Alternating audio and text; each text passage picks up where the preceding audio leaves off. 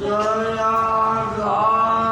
तुमसे दया मांगते हैं।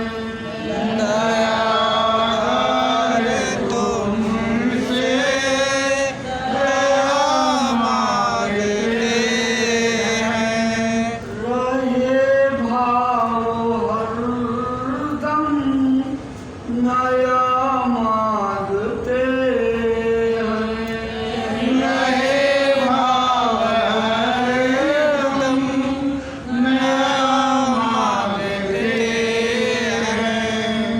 गुनाहों कायम बार लादे हुए हैं। गुनाहों का अंबार लादे हुए हैं। मिजाजी खता की क्षमा मांगते हैं। मिजाजी खता की क्षमा मांगते हैं। रहे भाव हरदम नया मांगते हैं। रहे भाव हरदम नया मांगते हैं। अंधेरी डगर पे नहीं सूझता है। अंधेरी डगर पे नहीं सूझता है। हमें क्या पता है कि क्या मांगते हैं। हमें क्या पता है कि क्या मांगते हैं। रहे भाव हरदम नया मांगते हैं। रहे भाव हरदम नया मांगते हैं। कुमति का बसेरा सुमति कैसे आवे। कुमति का बसेरा सुमति कैसे आवे। जला दो हृदय का दिया मांगते हैं। जला दो हृदय का दिया मांगते हैं। रहे भाव हरदम नया मांगते हैं। रहे भाव हरदम नया मांगते हैं। बहुत गंदगी है बंदे के अंदर। बहुत गंदगी है बंदे के अंदर। बचे लाज शर्मो हया मांगते हैं। बचे लाज शर्मो हया मांगते हैं। रहे भाव हरदम नया मांगते हैं। रहे भाव हरदम नया मांगते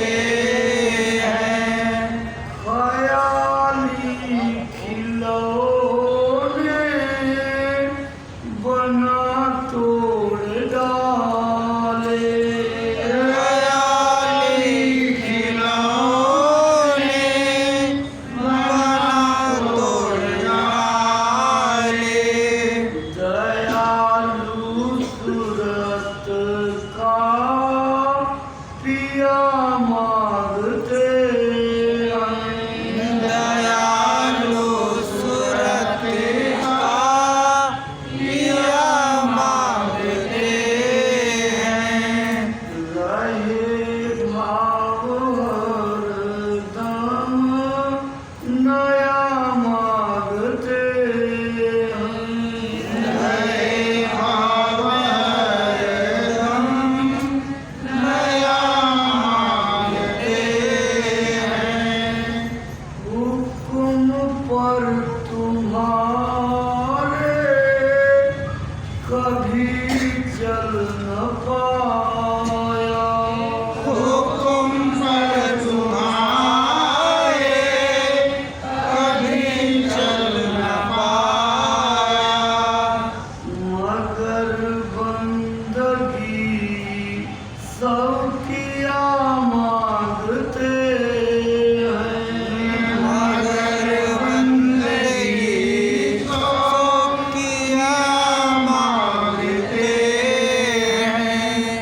रहे भाव हरदम नया मांगते हैं।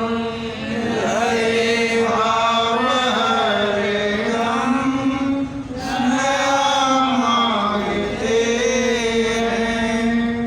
बचा लो भंवर में महापात की है।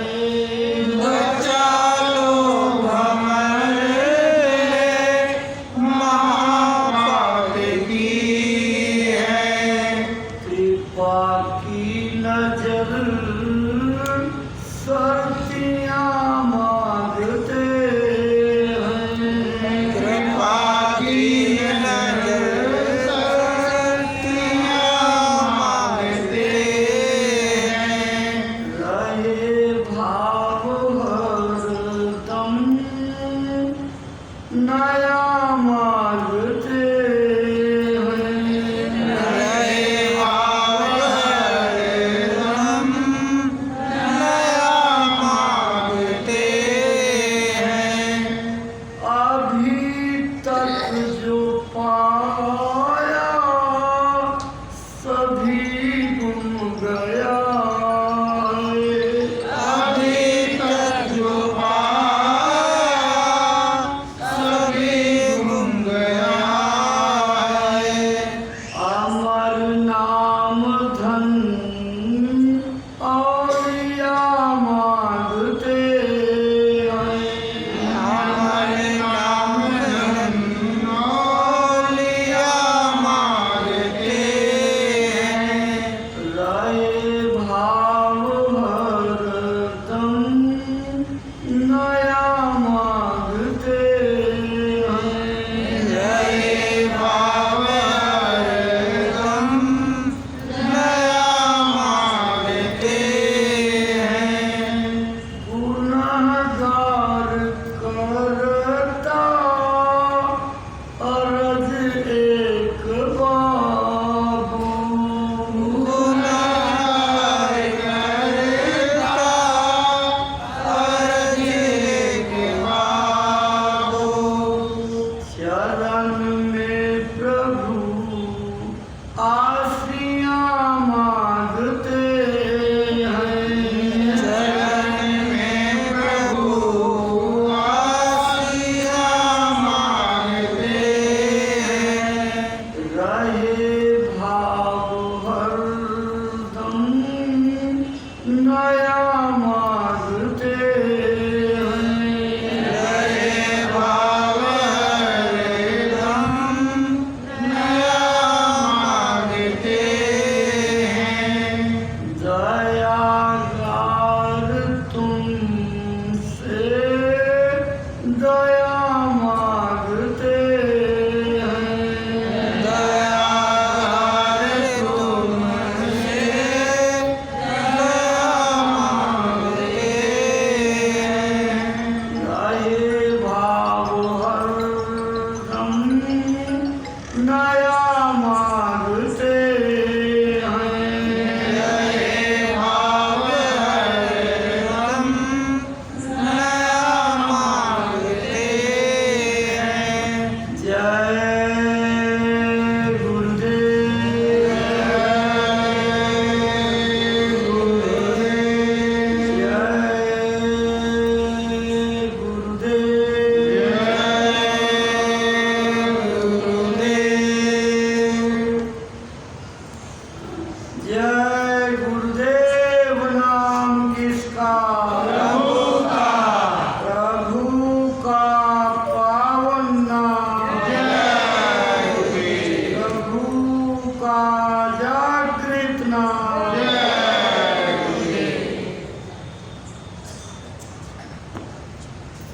दया कृपा के अपार सागर परम पूज्य स्वामी जी महाराज के पावन चरण कमलों में अनंतों अनंत प्रणाम। गुरु महाराज की दया कृपा को बांट रहे संस्था प्रमुख पूज्य महाराज जी को कोटिशः नमन। संस्था के शुभचिंतक मार्गदर्शक वरिष्ठ सम्माननीय पदाधिकारी सदस्यगण, आप सभी संस्था के गौरव सेवादार कार्यकर्ता परमार्थी भाई बहनों, धर्म प्राण सज्जनों, ऑनलाइन इन संदेशों से जुड़े सत्संग प्रेमी बंधुओं बहनों, आप सबको सादर हार्दिक जय गुरुदेव।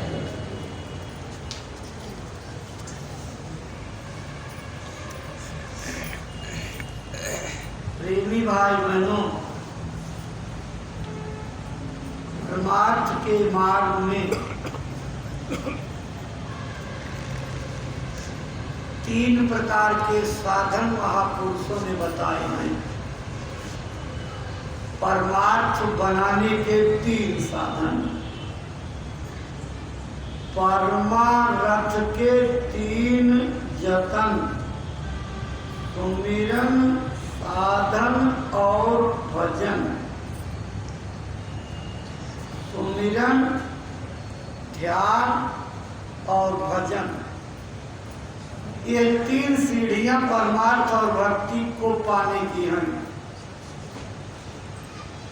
साधन तीन, सार उन बरने और साधन सब थोथे मान। महापुरुषों ने कलयुग में जीव कल्याण के लिए, आत्मा को जगाने के लिए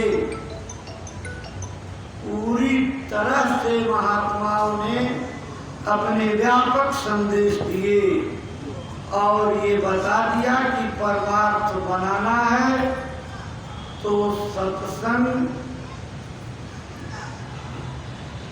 में पहुंचो, रास्ता लो और सुमिरन ध्यान भजन करना सीखो।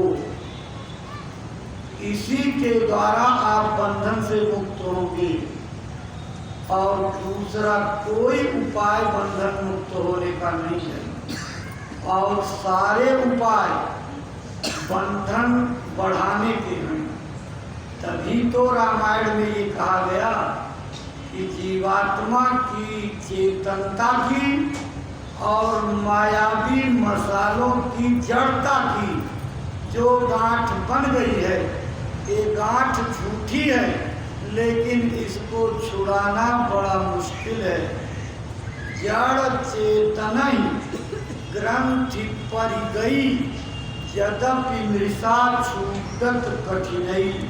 यद्यपि झूठी है, लेकिन इस झूठी गांठ को कोई आज तक नहीं खोल पाया और कोई बिना सद्गुरु की मदद के खोल भी नहीं पाएगा। क्यों जानते हैं? जीव हृदय तम मोह विसेखी, ग्रंथि छूट किमि परई न देखी। जब तक गांठ दिखाई नहीं पड़ेगी तब तक आप उसको खोलने का क्या उपाय करेंगे? हमारे सबके हृदय में, संत मत का हृदय ये होता है, विज्ञान का हृदय वक्ष गुहा में है, यहाँ छाती के नीचे। शरीर का हृदय यहाँ रहता, लेकिन संतों का हृदय यहाँ रहता असली आधार, जहाँ जीवात्मा का आधार है, ये है। इस आधार पर, इस आधार पर, इस हृदय पर जब एकाग्र होगे तब जाकर के आपको परमार्थ हासिल होगा। जब तक बाहर भटकोगे कलयुग से लेकर के इसके पहले के युगों में सतयुग त्रेता द्वापर में जो उपाय जीव कल्याण के लिए रखे गए, महापुरुषों ने साधन बनाए, वो सब साधन जल और पाषाण में ले जाने वाले, यानी जहाँ आशा तहाँ बासा ले जाने वाले, मुक्त करने वाले नहीं, बांधने वाले साधन। इसलिए कलयुग में दया करके संतों ने नाम का रास्ता, शब्द का रास्ता, आवाज का रास्ता, ध्वनि का रास्ता, कुदरती वाणी का रास्ता, प्रणवो ब्रह्म का रास्ता, ऊद गीत कलमा और आयतों का रास्ता, डिवाइन साउंड एंड लाइट का रास्ता, ये कलयुग में महापुरुषों ने जारी किया। और इसी मार्ग से चल करके कलयुग में बेशुमार संख्या में लोगों ने परमात्मा को पाया, और पाने के बाद लिखा, जो जो यहाँ से चले गए लौट करके नहीं आए, और पठोत ना ही संदेश, अपना संदेश भी नहीं भेजते कि हम कहाँ हैं। बड़े बड़े माहिर, बड़े बड़े विद्वान, बड़े बड़े ज्ञानी, बड़े बड़े किताबी, मजहबी, बड़े बड़े साधु सन्यासी, ये सब वहाँ मार खा रहे हैं। वो तो जब आँख कान खुलेगी तब आप देखोगे, वह भी मार खा रहे हैं जिनको दिन रात आप जपते हो, वो भी 84 में पड़े हैं, मार खा रहे हैं, कर्मों की सजा भोग रहे हैं। अब कर्मों से छुटकारा केवल संत महात्मा दिला सकते, और नाम की कमाई से भी। नाम की कमाई कोई ऐसी कमाई नहीं है कि जिसके लिए आपको बहुत जतन करने की जरूरत है, बहुत सरलता का रास्ता है। दिन भर खेती, दुकान, दफ्तर का जो भी काम अपने पेट पालने के लिए, बच्चों के लालन पालन के लिए आप करते हो, उसको मेहनत, ईमानदारी, सच्चाई से करना। 3 बातें गुरु आदेश से जुड़ी हुई हैं। अपना खेती, दुकान, दफ्तर का काम मेहनत, ईमानदारी और सच्चाई से करना। अगर ये 3 आदेश आप बजा लोगे तो आपका घर बरकत से भर जाएगा, कम मेहनत में ज़्यादा पैदा होगा, आने वाली मुसीबतें दया से कम हो जाएंगी, बीमारियां दूर दूर तक आपको दिखाई नहीं पड़ेंगी। लेकिन अगर इन 3 आदेशों की अवहेलना किया तो आपके घर गरीबी आएगी, आपके घर दरिद्रता डेरा ले लेगी, लक्ष्मी दूर चली जाएगी, बीमारियों का बसेरा हो जाएगा, एक से एक महामारी घेर करके सारी कमाई आपकी बेईमानी की कमाई चली जाती है। अरे प्रेमी भाई बहनों, समय की दशा को देख करके आप अपने इरादे मत बदलिए, इरादे बदल दोगे धोखा खा जाओगे। मैंने देखा बहुत से सत्संगियों को इरादा बदलते, जब वो देखते हैं कि झंडा लेकर के कलयुग जाएगा, सतयुग आएगा, बाबा जी का कहना है शाकाहारी रहना, नारे लगाते लगाते वहीं के वहीं रह गए, आगे नहीं बढ़ पाए। पड़ोसी के ट्रक खड़ी हो गई, बोलेरो स्कॉर्पियो आ गई, 4-4 मोटरसाइकिलें खड़ी हो गई, 3-3 तल्ला की बिल्डिंग खड़ी हो गई। हमारी जिंदगी तो ऐसे ही चली गई।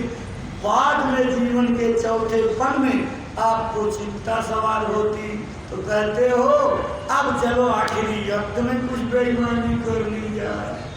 यही बेईमानी परमार्थ को लेकर के चौपट हो जाए। गलती कैसे होती है? जैसे आप थोड़ा सा बताएंगे इशारा, आप ज़्यादा समझदार हो, समझ जाना। खेती करने वाले लोग जब देखते हैं कि पड़ोसी इंजेक्शन लगा करके लौकी पैदा करता और एक रात में 4-4 हाथ की लौकी हो जाती, और बतिया जो कोड़े की रहती 4-4 किलो की हो जाती, रात भर में जो है, और फसलें तरबूज 10 गुना बड़ा हो जाता इंजेक्शन लगाने से। तो हम तो अपने बिना इंजेक्शन वाला तोड़ेंगे तो 250 ग्राम का बिकेगा और उसका तो 10 किलो का, तो उसको तो फायदा ज़्यादा होगा। चलो हम भी लगाते हैं। इंजेक्शन लगा करके अगर आप लोगों के साथ छल करोगे, बेईमानी करोगे, अपने उपभोक्ता धर्म का जो है आप अन्याय करोगे, तो इसका फल आपको मिलेगा। सब आगे आएगा। जो जैसा बोओगे वैसा काटोगे। बोया पेड़ बबूल का तो आम कहाँ से हो, जो बोओगे सोई तो काटोगे। तो जब आपने इंजेक्शन लगा करके लोगों का धन हड़पा है, तो जानते हो कैसे जाएगा? बहुत सरल तरीके से चला जाएगा। आपने 25 साल तक 1-1 लाख रुपया इकट्ठा किया, 2500 लाख बैंक के खाते में, और खूब इंजेक्शन लगा लगा करके बेचा। लेकिन उसके बड़े लंबे हाथ हैं। मियाँ बटोरे परी परी रहमान ढकेले कुप्पा। पूरब तरफ परी एक छोटी सी तस्करी होती है, जिसको शादी ब्याह में तेल बांटने के काम में लेते हैं। मुश्किल से एक चिरुआ तेल उसमें आता है। तो चिरुआ करके मियाँ ने ड्रम भर तेल इकट्ठा किया और रहमान की मौज हुई। एक झटके में ढकेला, पूरा ड्रम जो है साफ हो गया। मियाँ बटोरे परी परी, रहमान ढकेले कुप्पा। ऐसे ही आपका धन जाएगा। जानते हैं कैसे जाएगा? बम्बई के अस्पताल से अचानक आपके पास खबर आएगी, दामाद भर्ती है। डॉक्टर ने 50 लाख मांगा है, तभी दामाद की जिंदगी बचेगी। दामाद का मतलब जानते हो? बिटिया की जान, बिटिया की जिंदगी। अब दामाद की जान बचानी है तो आपको 50 में से आधा तो मायके वालों का फर्ज बनता है। ये 25 लाख रुपया जो आपने 25 साल में इंजेक्शन लगा करके इकट्ठा किया, ऐसे चुटकी बजाते 1 सेकंड में दामाद के इलाज में मुंबई के अस्पताल वाले ले जाएंगे। मियाँ बटोरे परी परी, रहमान ढकेले कुप्पा, और बस खाली हाथ रह जाओगे। अगर ईमानदारी से 2 किलो दूध बेचोगे गाय का, उसमें जितना पैसा आएगा मालिक की दया और बरकत में सब घर का पूरा पड़ेगा। लेकिन अगर जमाने की रीत देख करके अपना घर उठाने लगे, जैसे देखे जग कई रीत वैसे उठावे आपन रीत, तो आपने देखा सब पनिये मिला करके बेच रहे हैं, आप क्यों पीछे पड़े? तो आप भी उसमें लग जाओगे। 1 किलो पानी में 1 किलो दूध में 8 किलो पानी मिला करके और 9 किलो दूध बना करके बेचोगे तो एक बात, पैसा तो खूब हलोरोगे, खूब पैसा आएगा। लेकिन इसी तरह से चला जाएगा, इसी तरह से चला जाएगा। इसलिए गुरु के वचन बड़े मतलब के होते हैं, बड़ा रहस्य रखते हैं। आप जो है मेहनत, ईमानदारी, सच्चाई को कभी मत त्यागना, तभी सच्चे परमार्थ के ग्राहक बनोगे। अगर आपने ईमानदारी, सच्चाई और मेहनत का रास्ता त्याग दिया तो फिर कुछ पल्ले नहीं पड़ेगा, परमार्थ का सत्यानाश कर लोगे। बस यही कूड़े और करकट बटोर करके और दुनिया से चले जाओगे। इसलिए मेहनत, ईमानदारी, सच्चाई। और दूसरी बात, आपस में प्रेम। घर में पति पत्नी रहते हो, एक दूसरे का सहयोग करो, एक दूसरे की बात मानो, एक दूसरे की कदर करो, एक दूसरे का सम्मान करो, एक दूसरे से पूछ करके गृहस्थी का काम करो। प्रेम बना रहेगा, घर स्वर्ग बना रहेगा। लेकिन अगर प्रेम टूट गया, आप नौकरी पर गए और वहाँ किसी से बात का कहनी हो गई, तो वहाँ तो जीत नहीं पाए। हमारे पूरब में एक कहावत चलती है, साड़ू से न जीते तो सड़ुआई का बैल खोलती है। मतलब ये है कि वहाँ तो जीत नहीं पाए, आप यहाँ पर आकर के घर में बदला लेने लगे। वो तो बेचारी समझती कि दिन भर के भूखे प्यासे लाओ पानी लेकर के पिला, कैसे गिलास लेकर के पहुंची, तकड़ा गिलास फेंका 15 कदम आगे और बिल्कुल ढूंढना गए। उसने समझा न जाने क्यों गुस्सा है, शायद भूख लगी होगी, दौड़ी गई रसोई से जल्दी से फुल्का रोटी सब्जी दाल तो बनी लेकर के आई। अब तो आपका पारसा तुरंत आसमान पर चढ़ गया और दिया अन्न देवता की थाली को और 25 कदम दूर फेंका और लग गए डंडा चप्पल जूता जो मिला लेके उसकी चोटी को पकड़ करके दे दनादन सारी बाहर वाली गुस्सा उतार दिए। आपने आपस का प्रेम इतनी देर में खत्म कर दिया, भजन बनेगा।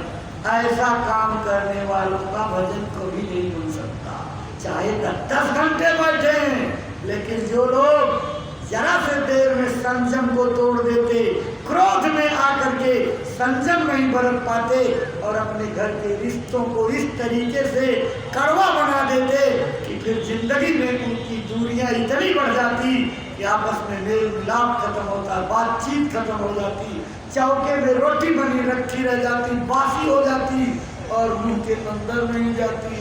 और ज्यादा भूखड़ लोग क्या बहाने से खाते हैं जानते हैं? एक औरत और आदमी में झगड़ा हो गया तो अब बेचारी औरत तो नरम दिल होती है, एक टाइम 2 टाइम देखा कि मेरे देवता भूखे होंगे, हम तो बर्दाश्त कर लेंगे, लेकिन इनको अपना तेज छोड़ करके चली गई। अच्छा जो गलती हुई माफ करिए, चलिए अब तो खाना इतनी जोर से झटका है, चल नहीं खाएंगे। अब 4 दिन बीत गए, 4 दिन नहीं खाए, लेकिन अब जब भूख लगी, चूहे लौटने लगे तो घर में एक पालतू बकरी थी। सामने देखा तो बकरी जब खा लेती पत्ती होती तो पगुराती है, मुंह डुलाती है, तो उसकी पगुराहट को देख करके अब चूहे लौट रहे, नहीं रहा जा रहा, तो कहें कि तुम मेरे बाप की धरोहर है, तुमको पिताजी दे करके गए और सबकी तो नहीं सुनूंगा, लेकिन बकरी अगर तू कर रही है खाना खा ले तो तेरे कहने से खाना खा ले, बहाने से खाना खा ले। ऐसे बहुत लोगों के सामने गुजरता हुआ मैंने तो एक साधारण इशारा किया, बहाने से खाना खा। प्रेम को तोड़ मत, घर के प्रेम को गुरु महाराज सब तरकीब बता गए, समझा गए। अगर आप उनकी एक बात को पकड़ो ना तो रास्ता बिल्कुल आपको मिलता चला जाए। गुरु महाराज ने कहा था पति पत्नी में झगड़ा हो, एक चुप्पी साध लेना। चुप्पी साधने का मतलब जानते हो, मूर्खों से पाला पड़े तो चुप रहना चाहिए। एक दिन जो है अकबर बादशाह ने जो है बीरबल से कहा, बीरबल जब तू इतना बुद्धिमान है तो तेरा बाप कितना बुद्धिमान होगा, जरा एक बार अपने बाप से मिलवाओ। तो बीरबल टालते रहे, लेकिन राजा को जब जिद सवार हो गई तो रो गई, वही बात लाओ भाई अपने बाप को। तो गए अपने बाप को बता दिया और समझा करके नया कुर्ता उर्ता सिलाए, विराट दरबार में जाना है, ला करके खड़ा किए और कहा हुजूर ये हमारे पिताजी हैं। तो उन्होंने कहा अच्छा, बहुत दिन से आपसे मिलना चाहता था, आपका नाम क्या है? सन। अरे भाई आप नाम तो बता दीजिए। सन। आपने इसको कहाँ पढ़ाया था? सन। जितनी बात पूछते जा रहे हैं सब सन। कहाँ से मूर्ख आदमी को ले आकर के जो है ये ले जाओ, हटा दिया। और दूसरे दिन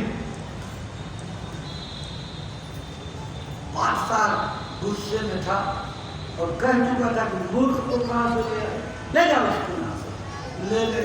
सवेरे बीरबल से पूछा कि अरे बीरबल, मूर्खों से पाला पड़ जाए तो क्या करना चाहिए? कहा हुजूर चुप रहना चाहिए। निरुत्तर बोले, मूर्खों से पाला पड़े तो चुप। एक चुप्पी लगा लोगे, एक चुप 1000 जो है शांति। एक आदमी की चुप्पी से घर में शांति आ जाएगी। बुद्धिमान आदमी ज्यादा बोलते नहीं, वाद विवादे विष घना, बोले बहुत उपाय, मौन कहे सबकी सुने तो लागे सुन समा। वाद विवाद में मत करना, तर्क वितर्क करोगे तो घर में आग लग जाएगी। घर में झगड़ा तभी होता जब ईंट का जवाब पत्थर से, सुई का जवाब भाले से दिया जाता। एक अपशब्द का जवाब 15 अपशब्द से जो जब दिया जाता तभी झगड़ा पड़ता है। अगर एक शब्द अपशब्द को आप हजम कर जाओ तो अगली बात बंद और वही झगड़ा खत्म। गुरु महाराज तो सब रास्ता। अच्छा, अगर ये संभव न हो एक और उपाय स्वामी जी बताते हैं। बहुत लोगों ने प्रयोग किया, बहुत लोगों ने प्रयोग किया और अब भी करते हैं। चालाक लोग गुरु महाराज के वचनों को पकड़े हुए हैं। गुरु महाराज कहते हैं अगर तुमसे न बर्दाश्त हो तो दोनों लोग झगड़ा करने लगना तो बीच में मुझको खड़ा कर देना। अब मुझसे कौन झगड़ा करेगा? दोनों लोग चुप हो जाओ, बीच में मुझको खड़ा कर लोगे, मेरे से कोई झगड़ा करेगा नहीं, अपने आप चुप हो जाओगे, रास्ता निकल आएगा। शांति का रास्ता, शांति का मार्ग खुशहाली का रास्ता है। लड़ाई झगड़े में अमृत नहीं फलता, लड़ाई झगड़े में शांति नहीं आती। इसी का नतीजा है आज घर घर में अशांति है, घर घर में झगड़े होते, किसी में कोई प्रेम नहीं रह गया। क्योंकि सब लोगों ने प्रेम को जहाँ तलाशना शुरू किया वहाँ प्रेम मिलेगा नहीं। खाने में, देखने में, सुनने में, बोलने में, ताकने में और जीभ में, इंद्रियों में, भोगों में, संसार के दृश्यों में, इन जगहों पर आप ढूंढ रहे हो, इनमें कहीं नहीं है। प्रेम तो उस मालिक के भजन में है, प्रेम तो अंतर में उतरती हुई आवाज को पकड़ने में है। आप रास्ता मिल जाए तो सुमिरन, ध्यान और भजन करो, इसको नियमित, इसमें कभी भी जो है नागा मत करना। अगर आपने इसमें नागा कर दिया तो बहुत पीछे चले जाओगे, गिर जाओगे, परमार्थ छूट जाएगा। इसलिए 3 सीढ़ी, दर्शन, सत्संग और सेवा, ये 3 सीढ़ियां परमार्थ की मंजिल पर चढ़ने की हैं और तीनों आपके लिए जरूरी है। दर्शन का अलग लाभ है, सत्संग का अलग लाभ है, सेवा का अलग लाभ है। लाभ क्या होता?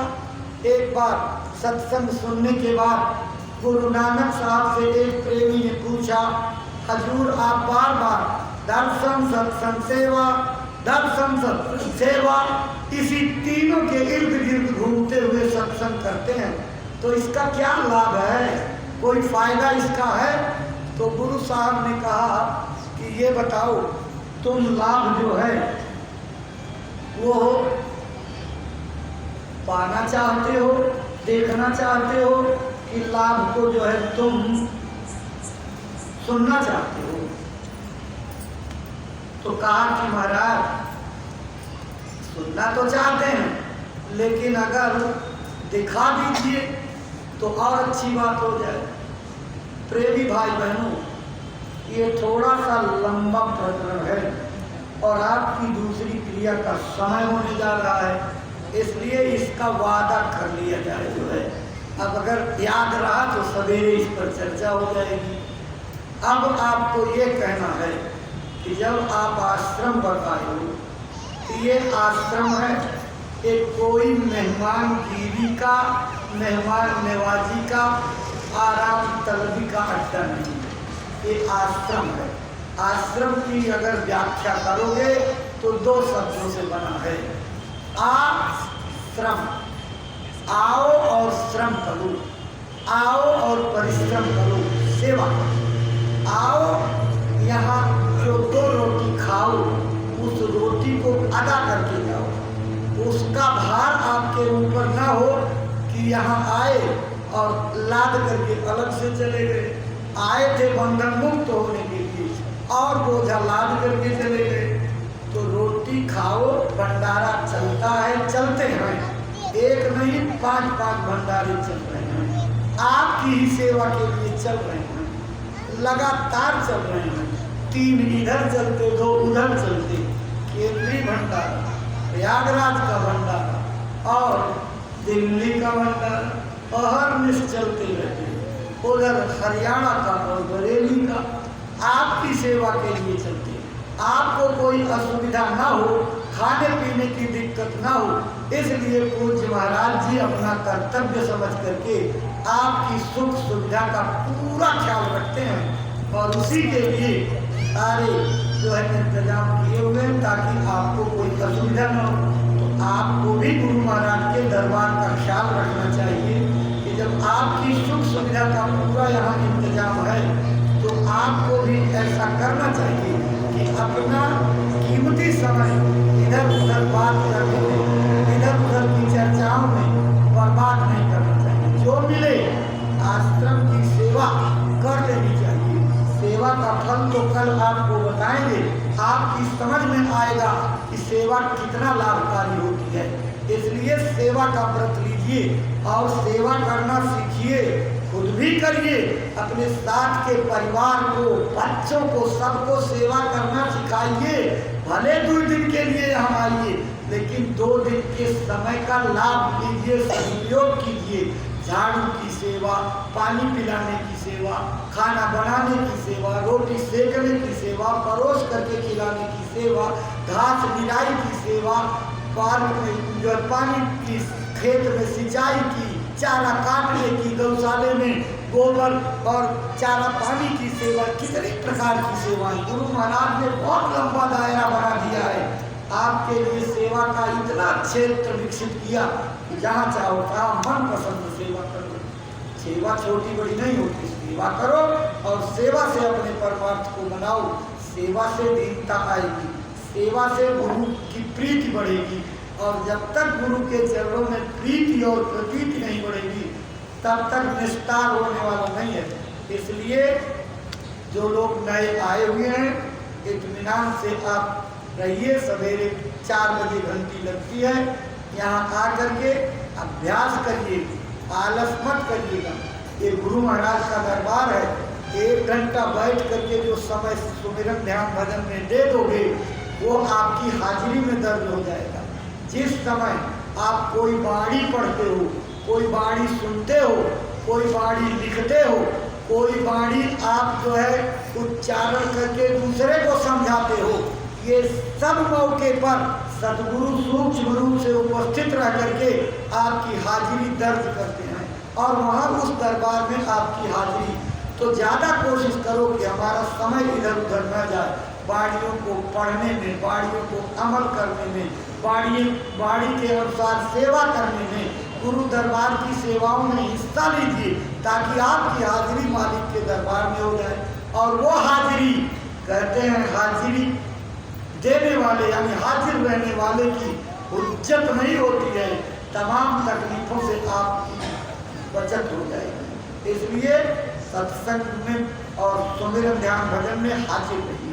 प्रेम से गुरु महाराज के वचनों को सुनिए, उनके वचनों की चर्चा को सुनिए और लाभ उठाइए। सवेरे 8 बजे से पूज्य महाराज जी की कुटी में, आप कुटी परिसर में चले चलेंगे, वहीं पर जो है नए लोगों को नाम दान मिल जाएगा, भजन करने का रास्ता मिल जाएगा। 2 घंटे का समय दीजिएगा इत्मीनान से सुनने में।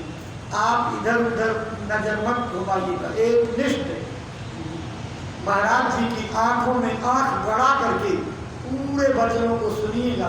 ध्यान भंग हो गया तो असली चीज छूट जाएगी। ध्यान और निशाना आपका भंग ना हो, बराबर लगे रहिए और 2 घंटे नींद न आने पर। एक बात, सवेरे सत्संग के तुरंत बाद इस काउंटर पर दूरदर्शी आवाज के रसीद कटेगी। कुटी परिसर में भी काटी जाती है। आप जहां सुविधा हो रसीद कटवा करके वहां चलिएगा और बैठ करके इत्मीनान से सत्संग सुनिएगा। और गुरु महाराज की दया से जो बातें बताई हैं उसका लाभ लीजिएगा। इसलिए आपकी क्रिया का समय हो गया, अपनी बातों को यहीं विराम देंगे और सब लोग काली के नाम को बोलिए जय गुरुदेव।